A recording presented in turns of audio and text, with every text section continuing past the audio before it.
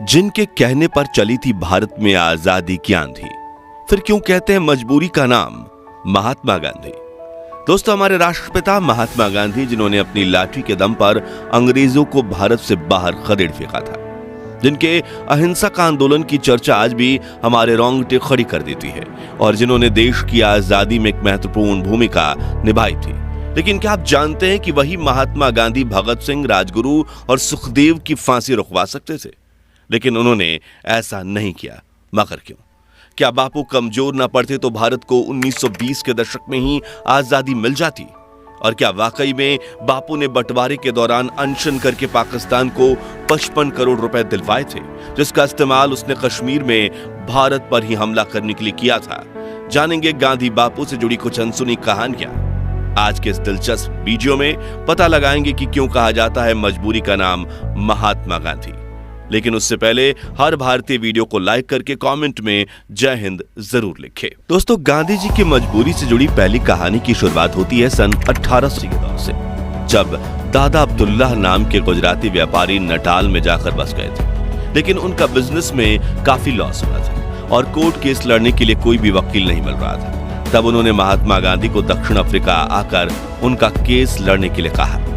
अब गांधी जी के पास भी भारत में कुछ खास काम नहीं था, इसलिए सन 1890 में वो साउथ अफ्रीका चले गए। इस दौरान जब वो ट्रेन में सफर कर रहे थे तो उनके पास फर्स्ट क्लास की टिकट थी, लेकिन उस वक्त फर्स्ट क्लास में सिर्फ गोरे लोगों को ही बैठने की परमिशन थी। इसलिए टीसी ने गांधी जी को अपमानित करते हुए थर्ड क्लास कंपार्टमेंट में जाने के लिए कहा। लेकिन गांधी जी अपनी जिद पर अड़े रहे कि मेरे पास तो फर्स्ट क्लास की टिकट है। जो सुनकर ट्रेन में सवार अंग्रेजों को गुस्सा आ गया और उन्होंने अगले स्टेशन पर गांधी जी की पिटाई करते हुए उन्हें फर्स्ट क्लास कंपार्टमेंट से बाहर फेंक दिया। उन्हें काफी बुरा लगा, लेकिन उन्होंने इस अपमान को चुपचाप सह लिया। फिर जब वो दादा अब्दुल्लाह का केस लड़ने कोर्ट में पहुंचे तो जज ने भी उनके पहनावे को अपमानित करते हुए कहा कि तुम अपनी पगड़ी उतार दो, वरना कोर्ट से बाहर निकल जाओ। गांधी जी ने इस अपमान को भी सहा, लेकिन कुछ नहीं बोले, क्योंकि एक तो उनके पास दक्षिण अफ्रीका में गुजारा करने के लिए पैसे नहीं थे, और दूसरा उन्होंने दादा अब्दुल्लाह को 1 साल काम करने का वचन दे दिया था। अब ये गांधी जी की मजबूरी थी या सहन शक्ति, इस बारे में अपनी राय हमें कमेंट्स में जरूर बताइए। खैर, अगले 1 साल तक उन्होंने साउथ अफ्रीका में भारतीयों और अश्वेतों के साथ हो रहे अत्याचारों को करीब से देखा, और सन 1894 में उन्होंने अंग्रेज सरकार के सामने मोर्चा खोल दिया और नटाल इंडियन कांग्रेस नाम के संगठन की स्थापना की, जिसका उद्देश्य भारतीयों और अश्वेतों को मतदान करने का अधिकार दिलाना था। जिसके बाद सन 1906 में गांधी ने दक्षिण अफ्रीका में पहला सत्याग्रह किया, और 7 सालों तक चले इस सत्याग्रह में उन्होंने भारतीयों और अश्वेतों को कई हक दिलवाए। इसी बीच कांग्रेस के वरिष्ठ नेता गोपाल कृष्ण गोखले ने गांधी जी को भारत आकर ब्रिटिशर्स के खिलाफ लड़ाई लड़ने के लिए आमंत्रित किया। इसके लिए उन्होंने एक पत्र भी लिखा था, और सन 1915 में गांधी जी भारत आ गए और यहाँ उन्होंने अंग्रेजों के खिलाफ अहिंसक आंदोलन शुरू किए। यहीं से शुरुआत होती है गांधी जी की मजबूरी से जुड़ी दूसरी कहानी। दरअसल गांधी जी की विचारधारा से शुरुआत में देश के करोड़ों लोग प्रभावित थे, जिनमें वीर भगत सिंह का नाम भी शामिल था। तभी गांधी जी ने अंग्रेजों के खिलाफ असहयोग आंदोलन की शुरुआत की, जिसका उद्देश्य था ब्रिटिश सरकार की कमर तोड़ देना।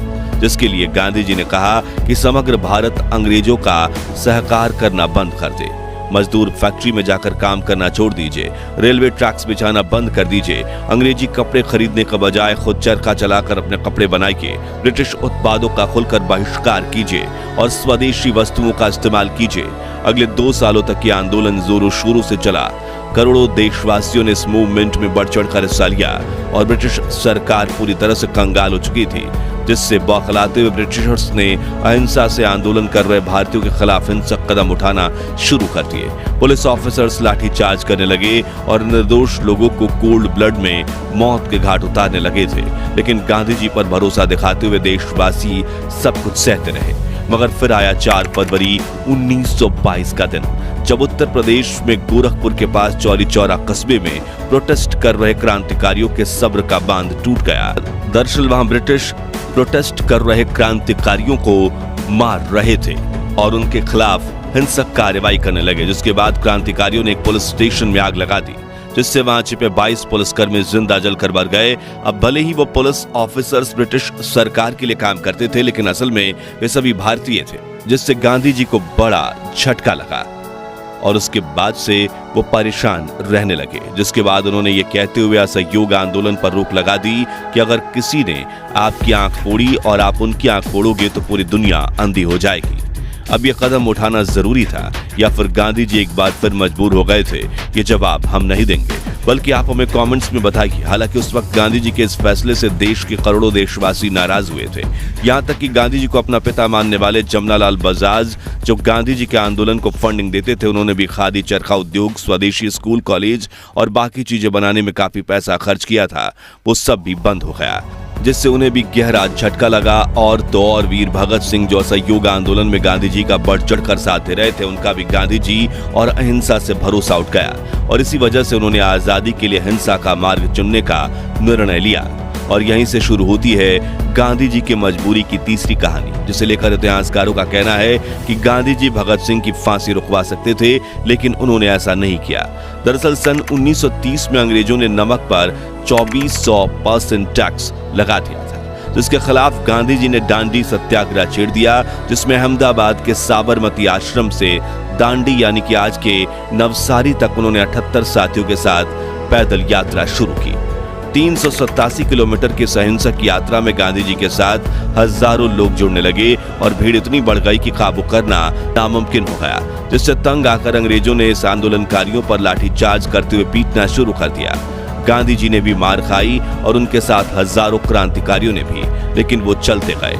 जब गांधी जी का यह आंदोलन समग्र भारत में न फैल जाए, उसके डर से वायसराय लॉर्ड इरविन ने गांधी जी के साथ 60,000 भारतीयों को अरेस्ट करवा दिया। हालांकि वो गांधी को ज्यादा समय तक जेल में नहीं रख सकते थे, इसलिए उन्होंने गांधी जी से बात करके गांधी इरविन पैक्ट बनाने का फैसला किया। इस इरविन पैक्ट की वजह से भगत सिंह और उनके साथियों को फांसी हुई थी, मगर कैसे, वो जानने से पहले हमें यह समझना होगा कि आखिर गांधी जी और इरविन समझौता क्या था। इस समझौते में गांधी जी ने ब्रिटिश इरविन से ये कहा था कि जो भारतीय ब्रिटिश हुकूमत के खिलाफ अहिंसक आंदोलन कर रहे हैं, वो ना तो आपके खिलाफ लाठी उठा रहे हैं और ना ही हाथ, बस आपकी आवाज उठाकर बात आप तक पहुंचा रहे हैं, तो आप उन्हें गिरफ्तार मत कीजिए। और दांडी सत्याग्रह में भी जिन अहिंसक फ्रीडम फाइटर्स को गिरफ्तार किया गया, उन्हें छोड़ दीजिए। वायसराय इरविन ने कहा, ठीक है, लेकिन मैं भगत सिंह, राजगुरु और सुखदेव का क्या करूं? इन्होंने तो ऑफिसर्स जेपी सॉन्डर्स की हत्या की है। तब गांधी जी बोले, आपको जो ठीक लगे वो कीजिए। गांधी जी के इस रुखे फैसले की बात जब कांग्रेस के सामने आई, तब सुभाष चंद्र बोस समेत कई लोगों ने भी गांधी जी और इरविन के समझौते का विरोध किया। वे मानते थे कि अंग्रेज सरकार भगत सिंह की फांसी की सजा माफ नहीं कर सकती थी, तो समझौता करने की कोई जरूरत नहीं थी। वहीं करोड़ों देशवासियों ने भी भगत सिंह के बिना समझौते को स्वीकार करने के गांधी जी के समझौते का विरोध किया। तभी अपना पक्ष रखते हुए गांधी जी ने किताब स्वराज में लिखा, मैं जितने तरीकों से वायसराय को समझा सकता था, मैंने कोशिश की। मेरे पास समझाने की जितनी शक्ति थी, वो मैंने इस्तेमाल की। 23वीं तारीख की सुबह मैंने वायसराय को एक निजी पत्र लिखा, जिसमें मैंने अपनी पूरी आत्मा उड़ेल दी थी। हालांकि अगर हम इतिहासकारों की माने तो 23 मार्च 1931 के दिन वायसराय को चिट्ठी लिखने का कोई फायदा नहीं था, क्योंकि तब तक तो बहुत देर हो चुकी थी और शायद गांधी जी ने यह चिट्ठी सिर्फ अपने बचाव में लिखी थी ताकि देशवासी उनका साथ दें, बल्कि असल में वो वायसराय इरविन ने समझौते के वक्त गांधी जी को यह तक ऑफर दिया था कि अगर आप भगत सिंह से ये कमिटमेंट लेकर देते हैं कि वे ऐसी हरकत दोबारा नहीं करेंगे, तो मैं उन्हें छोड़ भी दूंगा या फिर सजा तो कम करवा ही दूंगा। लेकिन गांधी जी ने कहा कि मुझे नहीं पता कि वो भविष्य में बदलेंगे या नहीं, इसलिए मैं उनका साथ नहीं दूंगा और उनकी जिम्मेदारी नहीं लूंगा। ऐसे में कहीं ना कहीं भगत सिंह की फांसी के पीछे की वजह गांधी इरविन समझौते को भी माना जाता है। हालांकि यह कहना गलत नहीं होगा कि गांधी जी के कहने पर ही शायद वीर भगत सिंह अंग्रेजों के सामने बिल्कुल नहीं झुकते, क्योंकि उन्होंने खुद अपनी सजा माफी की अर्जी देने से इनकार कर दिया था। और तब उनके पिता ने इसके लिए अर्जी लगाई तो उन्होंने बेहद कड़े शब्दों में पत्र लिखकर इसका जवाब दिया था। वहीं भगत सिंह, राजगुरु और सुखदेव के इस बलिदान ने ही करोड़ों देशवासियों में आजादी से लड़ने के लिए आग को जागृत किया, इसलिए उनका बलिदान तो व्यर्थ नहीं गया। खैर, क्या भगत सिंह का साथ ना देना गांधी जी का अहिंसा से जुड़े वसूलों के लिए जरूरी था, या फिर ब्रिटिशर्स के सामने एक बार झुकना उनकी मजबूरी थी? इस बारे में अपनी राय कमेंट्स में बताइए। अब गांधी जी को मजबूर और असहाय ठहराने वाली चौथी कहानी है भारत पाकिस्तान के बंटवारे की कहानी। तो जब अंग्रेज भारत से अपनी पकड़ खो रहे थे तब उन्होंने भारत को आजादी देने का फैसला किया ताकि भारतीयों के पैरों तले कुचलने के बजाय वो सही सलामत ब्रिटेन लौट सके। तभी मोहम्मद अली जिन्ना ने मुस्लिमों के लिए अलग देश की मांग कर दी, जो सुनकर गांधी जी को बड़ा झटका लगा। उन्होंने माउंटबेटन को समझाने की कोशिश करते हुए कहा कि तुम इंडिपेंडेंस देकर चले जाओ, हम बंटवारा का बाद में देख लेंगे। लेकिन अंग्रेज तो भारत के ऊपर अपनी खुन्नस निकालना चाहते थे, इसलिए उन्होंने कहा कि फैसला तो अभी होगा। तब गांधी जी ने जिन्ना को भी समझाने की कोशिश की, लेकिन जिन्ना नहीं माने, बल्कि उन्होंने तो कलकत्ता में हिंदू मुस्लिम दंगे शुरू करवा दिए, जिसमें 5,000 से 10,000 भारतीय मारे गए और इस घटना को ग्रेट कोलकाता किलिंग कहा जाता है।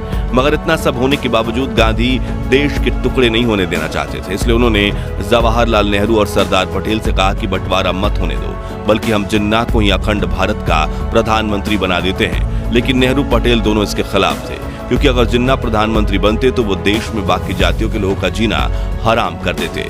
इसलिए पंडित नेहरू और सरदार पटेल को एक गुलामी से आजाद होकर दूसरी गुलामी के दौर में जाने का बिल्कुल मन नहीं था। तभी गांधी जी अपनी ही कांग्रेस पार्टी के नेताओं को मनाने के लिए कई बार अनशन पर बैठ गए थे, लेकिन इस बार नेहरू पटेल अड़े रहे और माउंटबेटन देश का बंटवारा करने में कामयाब हो गए। यहाँ गांधी जी की लीडरशिप कमजोर पड़ती हुई देखी गई थी। खैर, इस बंटवारे को लेकर यह बात भी कही जाती है कि भारत और पाकिस्तान के बीच सिर्फ जमीन का बंटवारा नहीं हुआ, बल्कि संसाधनों का भी बंटवारा हुआ था।